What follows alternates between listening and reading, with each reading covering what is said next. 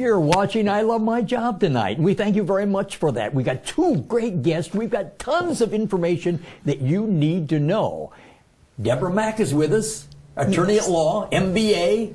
Deborah, thank you very much for being on I Love My Job again. Oh, well, thank you. It's good to see you. Thank you for inviting me back, Doug. I am so excited to be here. We have magnificent things, and it is practical application that is going to help people, and it's all free. There are so many things that they could be doing to help themselves, and we can't wait to share it. And that's why we need you so badly. All right. Hey, good. Great. Cool. Okay, and with you tonight is Lindsay? Lenson. Rogue? Roig. Yes. Okay. Yes. It'll take me a while, but we're going to get that. That's all right. No question about it. Attorney at law. Yes.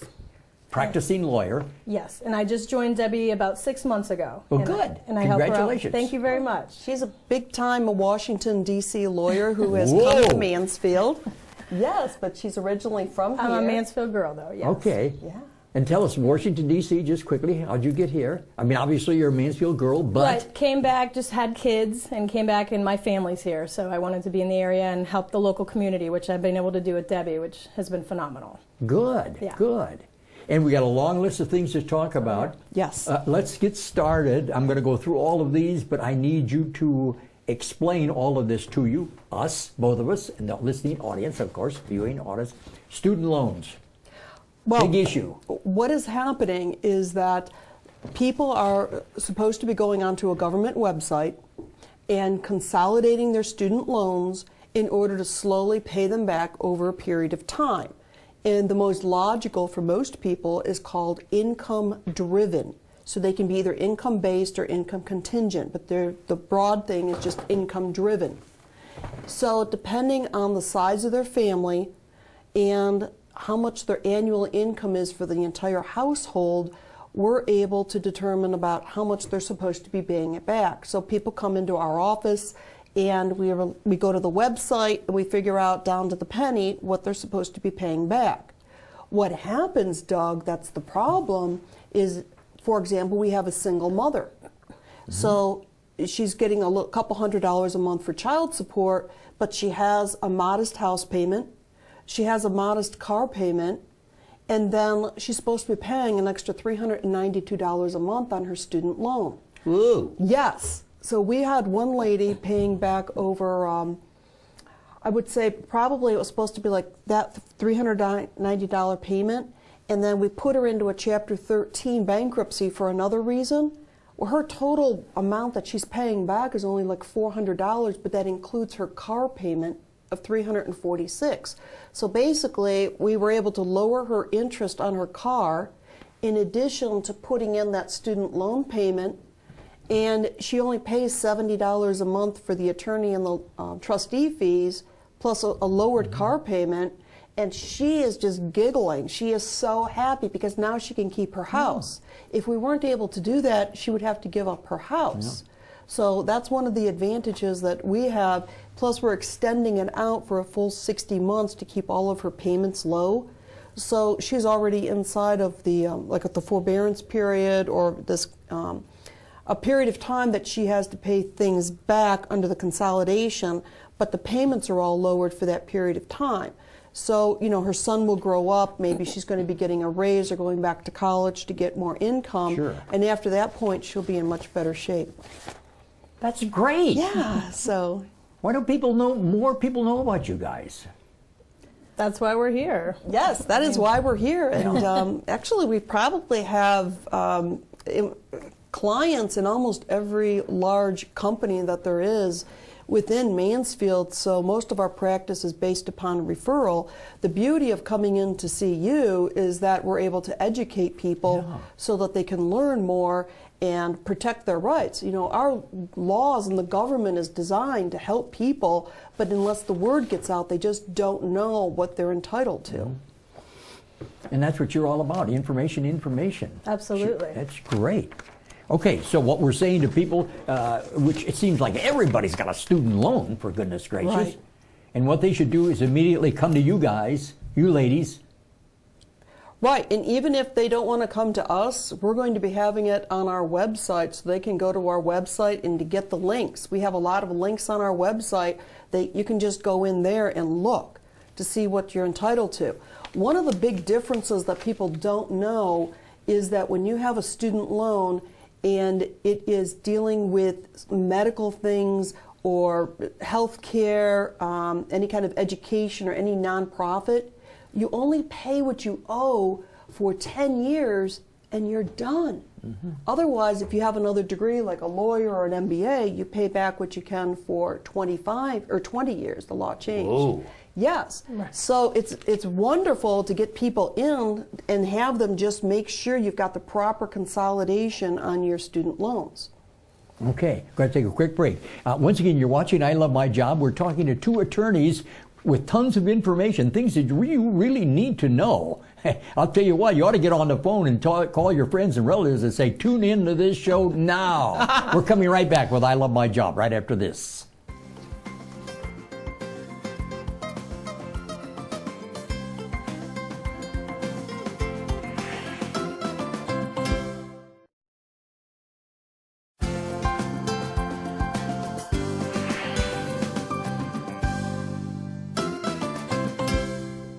Okay, welcome back to I Love My Job. Once again, I'm Doug Thaker. And once again, we're glad that you're here. We thank you very, very much. And you should be here because, again, we're talking to two attorneys that are going to supply you with things, I'm telling you, you really need to know that's going on in this country right now in Mansfield, Richland County, North Central Ohio, on and on and on and on. And, of course, one of the things, I'm reading the headline here, payday loans will stretch you into an early grave. I believe that. That is true, most definitely. What can we do about it? Well, what we've been able to do to help people is to, sometimes we never file a bankruptcy. We work with people on their budget and we say, well, decrease this or get onto a budget plan for your utilities or go through HEAP, and then let's just pay people back what you owe them. And that works. And sometimes we have no help. There's nothing out there that we can do but to file a bankruptcy. So there's the 7, which is the walk away one unless you have too much stuff. And then there's the 13, which is the repay one. So under a Chapter 7, most people can get rid of their payday cash loans because they will never get out of it. Frequently, like for example, 70% of all of our clients have had some sort of a medical injury which has resulted in a loss of income for the family household, and they're off for several months.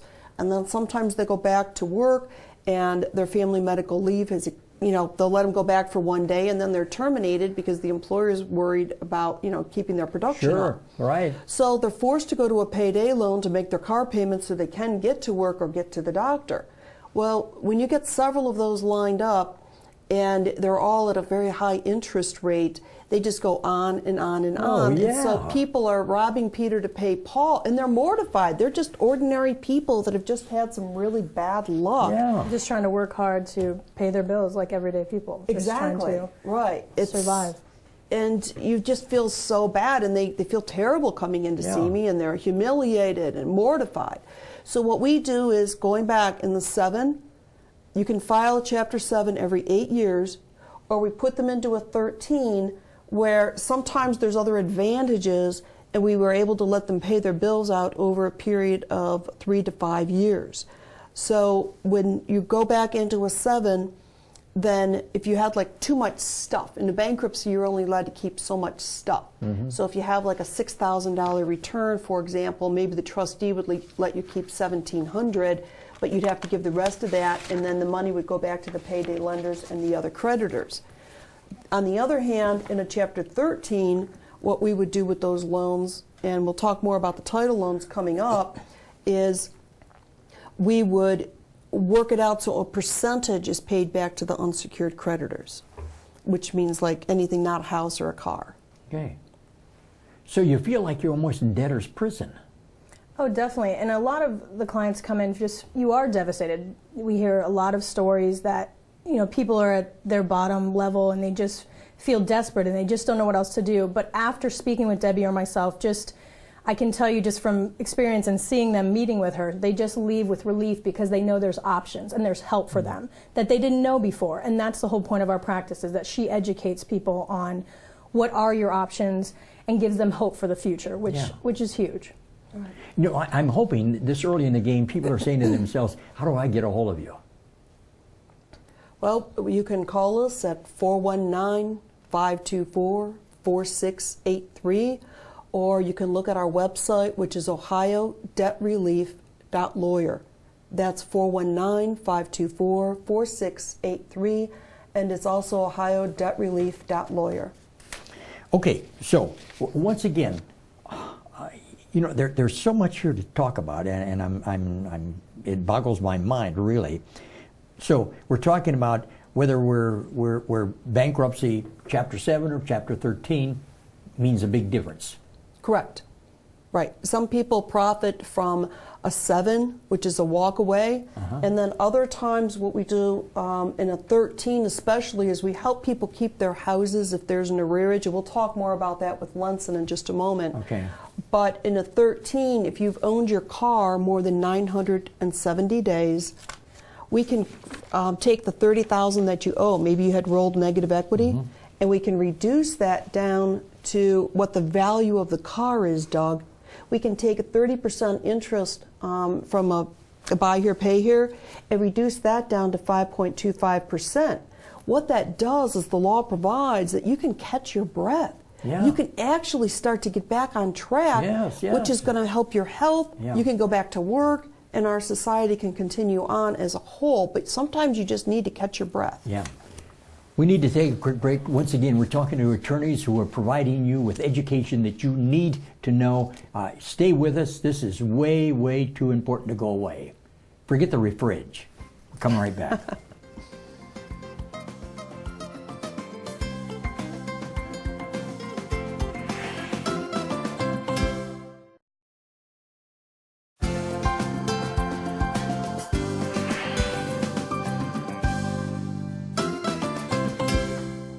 Okay, welcome back. Once again, thank you very much for being here. And once again, we're talking about information that you need to know. Okay, talk to me about title loans. Title loans. Title loans will charge you a very, very high interest rate, maybe sometimes 45%. Whoa! Yes. So what you do is you walk in and say, I'm desperate. I need to fix my car. I need to get my brakes fixed. I need to get to work so I can go and put food on my table for my kids. These are just average, ordinary people who have had a lot of hard luck that they have no recourse. And they can't have any, they can't walk into a bank, Doug, like maybe you would be able to, and to put money on a credit card because they're just that broke at the moment, and maybe they have no credit. Some people don't believe in credit. So they're forced to go and put down, they'll just take their car title and hand it over. They put a lien on it and file it. That car is no longer just theirs. There's a lien. So what we do is, and I've had clients come in owing $450 on 2 separate vehicles in 1 month. There's no way that they could make those payments. It was $450 for each vehicle. So what I did is I put them into that Chapter 13 to pay the money back over a period of time, but paying it back at 5.25% interest instead of 45% interest. Whoa. It's the breath catch. Yeah. Right. That's the amazing part. So they need to be careful if you're going out and you've got a title loan, you've got a couple payday cash advances. Statistically, you cannot pull out of that unless you win the lottery, get an inheritance, get a third job. It just isn't going to work. And probably none of those are ever going to happen. Well, we try. We have a couple clients that it's happened well, to. that's good. Yeah. Yeah. Hold out hope. Yeah. Now, is that why I'm seeing these title loan businesses springing up all over? Right. Seemingly. Yes. Because people need them, and people are in desperate times, and so they know that they can prey on them, I guess you would say, unfortunately. You might say prayer. You might the way they justify it is that they have a higher interest rate because you are a high-risk person coming in to get paid. Yeah. Now, is that the same thing with all these payday loans I see, too? Probably Right. similar. Yes. Yeah, absolutely. Yeah. You Desperate people are doing desperate things, huh? know, their family is first, and they've got to put food on the table, Yeah. and they've got to get those brakes fixed. Sure. Well, what about mortgages? Oh, this is Lenson's. Lenson loves this part. Okay. Lenson is probably the most organized person I've ever met. And what she does is she puts together these packages that help people understand the mortgage. So taking a step back, what we've done is I've gone to New Jersey and gone through a special training course. We have somebody called Bobby Rivera, and Bobby's paying $2,200 a month Right. for this service, so he can tell people exactly where their mortgage is and what modifications they are entitled by law to receive. So whether it's a Department of Justice or something else, he pulls it all together. We have such complex spreadsheets that even as an MBA, I can barely figure them out. It's what he did. But taking a step back, the law changed. There's something called the Consumer Financial Protection Board. Now, our former Attorney General, Richard Cordray, went from Ohio to Washington, and he's now the director. Thank you, Richard. We love you. And there are amendments to Reg X and Reg Z, which is RESPA, and then the Truth in Lending Act, which was modified by Dodd-Frank. What all that means is that you have Reg X and you have Reg Y. And under each one of those regs, there are certain protections that are going to be holding servicers accountable. Now, most people don't realize you have the owner of the mortgage, which might be a trust. There's a lot of securitized trusts. There's generally 12,500 mortgages inside each trust, Right. Over $1 billion per trust. And they go in, you don't even know this, and all of a sudden you now have a pooling and servicing agreement inside of a trust which dictates how the defaulting mortgages should be dealt with. So there's that whole owner group. There's another group over here, which are the servicers. The servicers are the ones that call you if you're late. They're going to be the ones that are sending out your bill. They're going to be collecting your payment. They're going to be sending somebody to your house to make sure you're still living in there. Unfortunately, I got to stop you. Okay. I do talk a lot. Sorry. No, it's wonderful. I just want you to continue on. Okay, take a break. We got too much to talk about here.